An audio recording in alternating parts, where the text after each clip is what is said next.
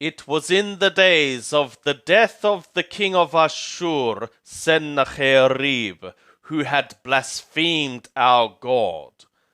Of the books called Kings, the second, chapter 20. In those days was Hezekiah sick to death, and Yeshayahu the prophet, the son of Amoth, came to him and said to him, Thus saith Yahweh, Set thy house in order, for thou shalt die, and not live. Then he turned his face to the wall, and prayed to Yahweh, saying, Remember now, O Yahweh, I beseech thee, how I have walked before thee in truth, and with a perfect heart, and have done that which is good in thy sight. And Hezekiah wept a big weeping. And it was before Yeshayahu was gone out into the middle part of the city, that the word of Yahweh was to him, saying, Turn back, and say to Hezekiah the prince of my people, Thus saith Yahweh the God of David thy father, I have heard thy prayer, I have seen thy tears. Behold, I will heal thee. On the third day thou shalt go up to the house of Yahweh, and I will add to thy days 15 years, and I will deliver thee and this city out of the hand of the king of Ashur, and I will defend this city for my own sake, and for my servant David's sake. And Yeshayahu said, Take a cake of figs. And they took and laid it on the boil, and he recovered.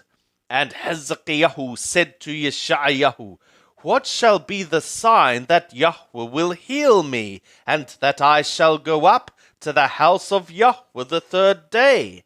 And Yeshayahu said, This shall be the sign to thee from Yahweh, that Yahweh will do this thing that he hath spoken.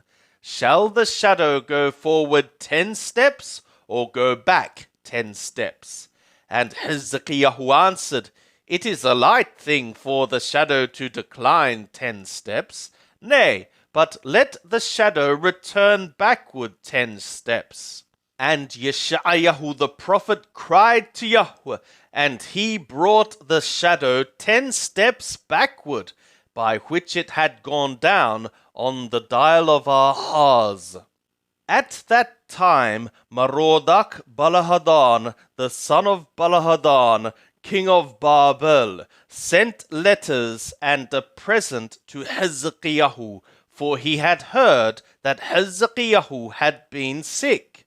And Hezekiah hearkened to them, and showed them all the house of his precious things, the silver and the gold, and the spices, and the precious oil, and the house of his armor, and all that was found in his treasures. There was nothing in his house, nor in all his dominion, that Hezekiah showed them not. Then came Yeshayahu the prophet to King Hezekiah, and said to him, What said these men? And from whence came they to thee? And Hezekiah said, They are come from a far country, even from Babel. And he said, What have they seen in thy house?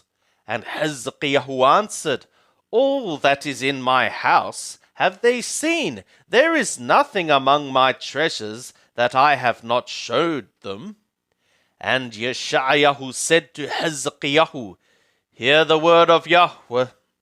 Behold, the days come, that all that is in thy house, and that which thy fathers have laid up in store to this day, shall be carried to Babel.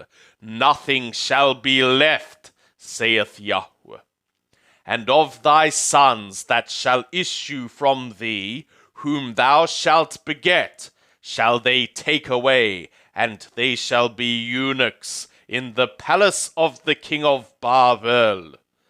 Then said Hezekiah to Yeshayahu, Good is the word of Yahweh which thou hast spoken. He said moreover, Is it not so, if peace and truth shall be in my days?